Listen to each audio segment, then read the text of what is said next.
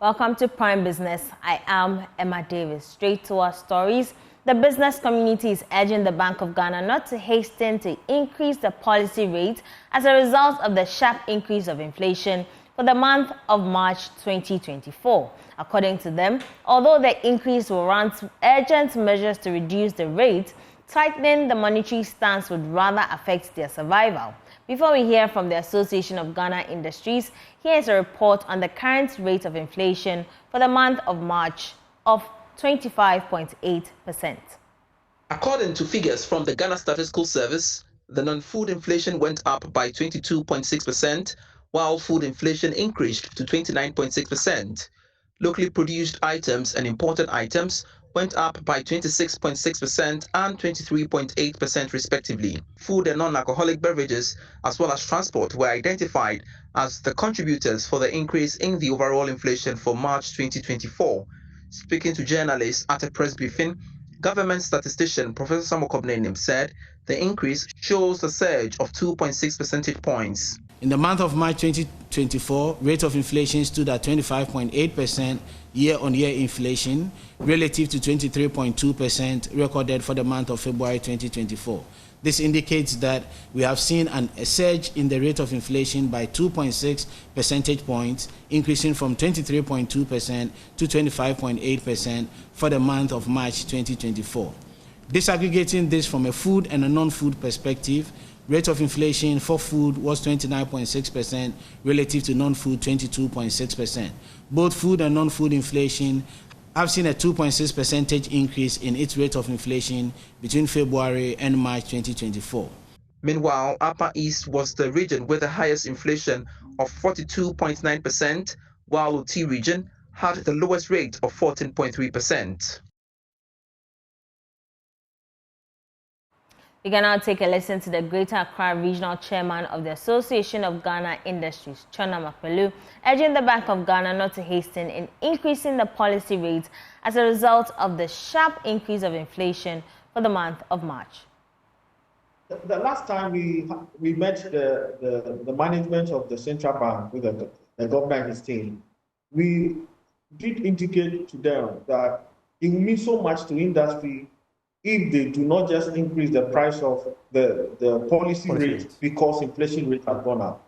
We fully understand that they are using inflation targeting model in fixing their policy rate, but it affects industry in a big way.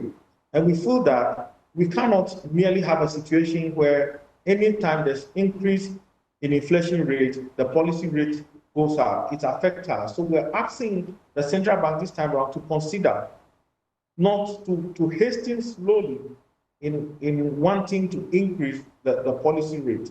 And all of us must come in to really make the call that the policy rate needs to be stabilized, as well as ensuring that inflation rate, every measure is taken to tackle the increase in inflation rate. Meanwhile, economist and research lead at GCB Capital, Courage Puti, is projecting a decline in inflation for the month of April. According to him, although the country is grappling with cedi depreciation, power crisis, fuel price hikes, among others, he believes the base drift will continue in a favorable direction. The way inflation is calculated, changes in the CPI from a certain base period to the current period, that lower base from March 2023 will mean that inflation will increase for the period. Add that to the fact that we've seen some cedi depreciation within the data window, and we've seen also fuel prices surge at the pumps within the period, which is reflected in transport inflation for a period. It is not a surprise at all that it's crept to the level we are seeing it now. Courage, we are currently experiencing a power crisis. Fuel prices are going up. We expect transfer fares to go up in the coming days. Also, we are also having to deal still with currency depreciation. Looks like inflation is going to continue to rise in the coming months. Is that your analysis? Well, so those are risks to the outlook, which we must acknowledge will be the case. If you realize all the factors you mentioned do not only have their direct effect, they also have their second round effect. For instance, transport fares. We've already seen not increases in transport fares per se, but we've seen transport inflation go up, and it's reflected in the fuel people are purchasing and all that. GPRTU, I believe, will respond soon with some increments that they are touting. Those would have both direct and indirect impact. It would affect the general pricing of goods and services on the market. CD depreciation, yes, I think there is returning some sense of stability within the last week or so, and in this week we are in now, partly due to the inflow from the World Bank and maybe the other factors that may support the outlook going forward. And of course, the Monetary Policy Authority stance on inflation and cash reserve ratio may also play a role in supporting the inflation in fact, currency outlook maybe going forward. So there are risks which will pose threats to the outlook going forward, but there is also the pull factor or the support factor. Generally, the base drift will continue, this time in a favorable way. And so the expectation is that these pressures we're seeing now will moderate any anticipated decline in inflation. So there could be decline from April going forward. From the simulation I'm doing, we could begin to see some declines from April, but not as much as would have been, but for the price pressures we are seeing now. Away from inflation, the increase in cash reserve ratio for commercial banks is impacting positively on the CD's performance. That's the view of some banks that Joy Business has been engaging. George Yafe has the rest of the story. The local currency's rate of depreciation has slowed significantly against the US dollar. For the second week running, the cedi has not been recording those significant drop in value as witnessed in the first 3 months of this year. The situation has improved further since last week. Some of these currency dealers have told Joy Business that the increase in the cash reserve ratio is forcing some of the commercial banks to liquidate their holdings in foreign currencies to support their cedi reserves that should be held at the Bank of Ghana. Some of the commercial banks were even quoting 13 Ghana cedis, 55 pesos to a dollar for their interbank transactions on Monday. Others say there's also been improved liquidity on the market in terms of dollar support from the Bank of Ghana. And all these things are feeding into the city's performance over the past 2 weeks. Joy Business is learning that demand for dollars by businesses to finance their imports are also reducing. And that could be another reason for the local currency's performance against the US dollar. Meanwhile, senior finance lecturer at the University of Ghana Business School, Dr. Benjamin Amo, is asking banks to exercise caution when dishing out loans during these times. He explains why. The bank will be looking at the numbers, we'll be looking at how the banks are responding to this particular directive. Clearly, it will be difficult as we speak now for the banks and the banks will have to be careful. Why? Because, for you to create a loan, you must look at the business case, you must look at the possibility of the loan being repaid, and you must look at the risk associated with the loan. So the fact that this directive is coming from the central bank does not mean that you must go quickly to your loan book and then start dishing out loans. You have to be careful because giving out the loans in this particular regime is quite risky. So I'm foreseeing that the banks will, in the interim, rather gamble by holding on to the cash for the central bank to get the cash reserve ratio because that is safe for the banks, than to risk it by just going out to give out loans. When it is the case that the loans may not be good loans in terms of the issues surrounding the loans. So the banks will be careful. In the interim, the banks will prefer to rather have the funds moving to the central bank. As the cases come for loan requests and the loans are genuine and good loans, then the banks going forward will be giving out the loans. If you ask me from the credit management point of view, it will be in the interest of the banks to rather let the central bank have the money in terms of the cash reserve ratio than to quickly start giving out loans, which may be risky. To the upstream sector, as the TMA Oil Refinery has denied allegations of a takeover by a Chinese-owned private oil refinery, Central Oil Refinery Limited. This follows some allegations made by the executive director of ASEPA, Mensa Thompson. In a statement issued on Monday, April 8, Mr. Thompson had revealed that on April 4, ASEPA received a whistleblower alert from a TOR insider about a meeting between TOR management and the Chinese-owned private oil refinery. The meeting was allegedly to discuss the sale of the national refinery to Sentio, but TOR in a statement emphasized that no talks have been taken or have taken place regarding the sale of the refinery. Meanwhile, energy strategist Dr. Ishaq Akintola believes a partnership between TOR and Sentio Oil Refinery will be mutually beneficial in revamping the nation's refinery. They should open up to each other, and the important thing is that the partnership should be mutually beneficial, and it should be something that will gear towards bringing life to TOR. It shouldn't be a partnership that Sentio will end up deactivating TOR for good. No, that's not the kind of partnership. So it should be, the leadership of TOR should be very, should closely monitor. They should open up. They shouldn't close their ranks. They should open up, and then get a deal. If there's something like that happening, like I'm understanding, if there's something like that happening that is credible, the deal should be mutually beneficial. And I just cited an example where they can be beneficial. Another area, of course, also Sentio can support TOR is reduction of sulfur, because at the moment, TOR, the naphtha, especially from CDU, will need a secondary processing plant to add a lot of value to that. The Ghana Export-Import Bank is commemorating this year's Eid al-Fitr by promoting SMEs on its Eid Mat Tuesday market.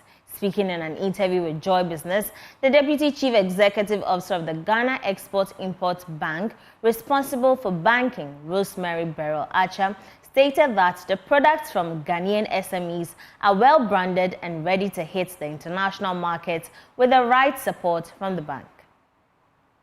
In honor of Eid al-Fitr, Ghana Export-Import Bank (GESIM) organized a special Eid Mat Tuesday market. This event aims to showcase various high-quality Ghanaian products at competitive prices. Speaking in an interview with Joy Business, the Deputy Chief Executive Officer of GESIM, responsible for banking, Rosemary Beryl Archer, indicated that Eid al-Fitr is a special celebration by Muslims worldwide, and as such, it must be celebrated with the very best and finest of Ghanaian products. To wish our Muslim brothers and sisters Baraka de Salah. We're proud of them. They've gone through the month-long fast. We are bringing it to an end. On display are various innovative, carefully chosen products. We believe packaging is the key to any selling proposition.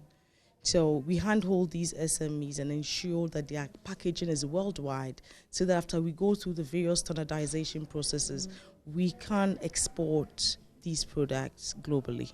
The Deputy Minister of Transport, Hassan Suleiman Atampoli, also joined the call to support local businesses.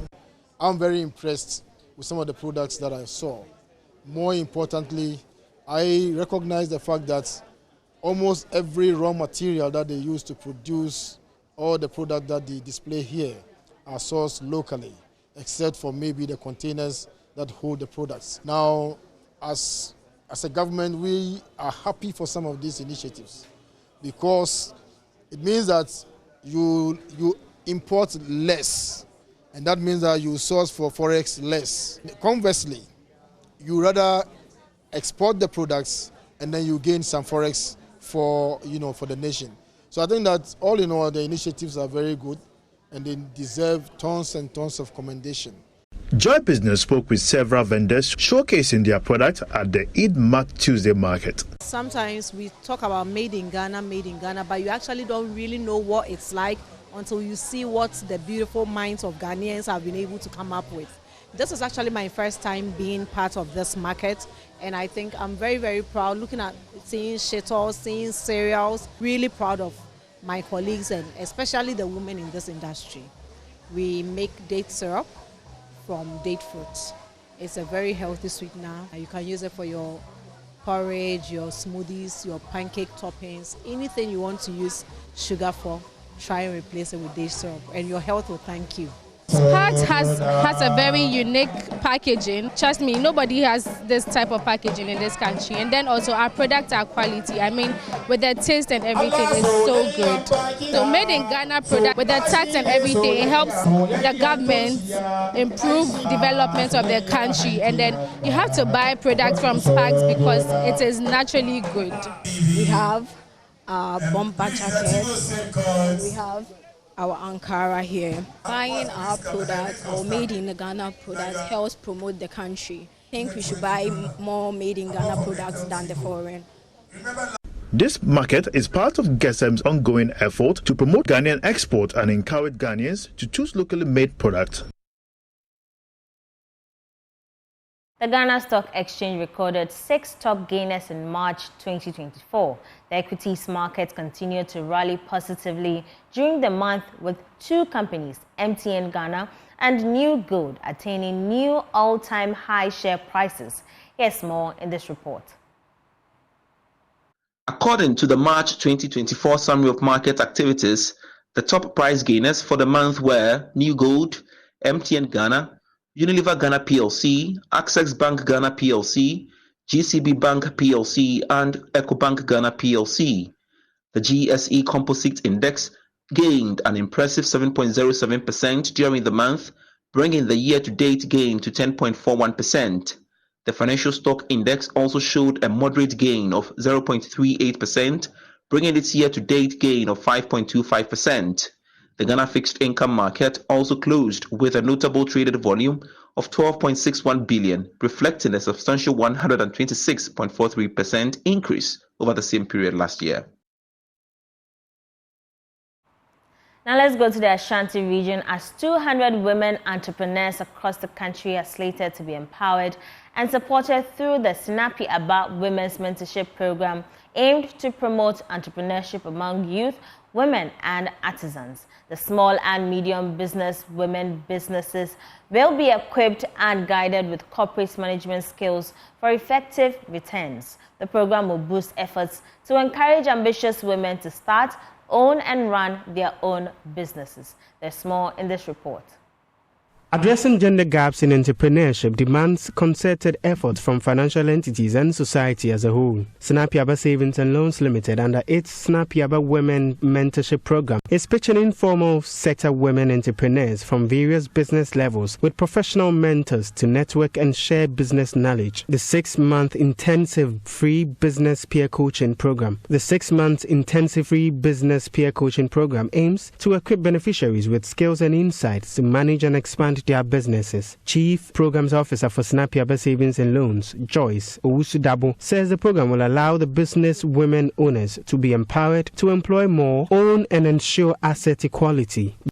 Some of the challenges we found out are these wonderful women do their businesses are 2 major things. Their capacity to manage the business, especially when it's growing, and then limited access to capital to invest in their business as it grows. So Snappy Aba, as an institution, have adopted a strategy of building the capacity of our women so that they are empowered with the requisite skills and knowledge to invest in the management of their business. We therefore look at a system where they can really be mentored and coached. It was initially just for women, but we are conscious of ensuring that there is inclusion for everyone. So this time we started bringing on board some of our male clients and training them.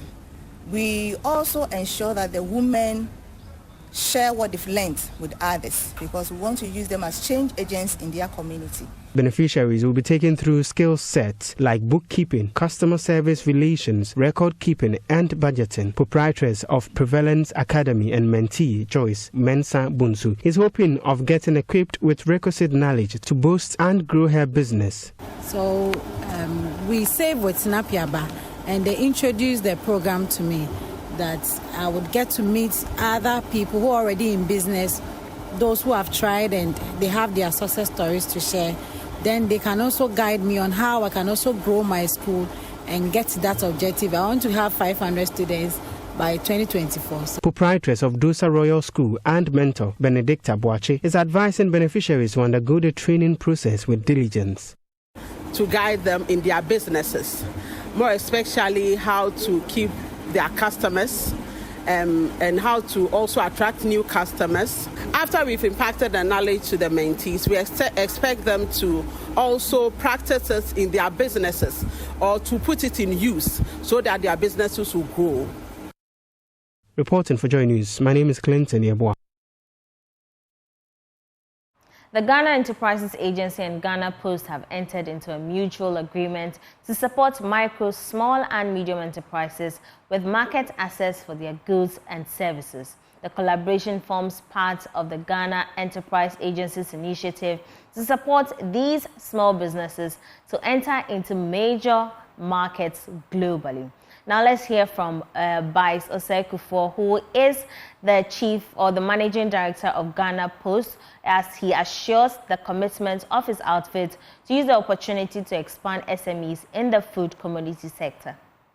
Bringing people who are into creating things with their hands and, bringing them access to markets, and considering the presence of Ghana Post. I mean, we are in 320 places in Ghana, and considering our network with the Universal Postal Union, we are also able to send items to everywhere in the world. Currently, the only place we are not sending things to is Russia and Ukraine because of the ongoing impasse. But apart from that, every other place in this world, you are guaranteed that Ghana Post will be able to deliver an item. So I'm happy with this project, and even more enthused by the fact that the project also has a portal, e-commerce portal concept that is aligned to it. That's how we part company tonight. I am Emma Davis. For more business news, do log on to myjoyonline.com.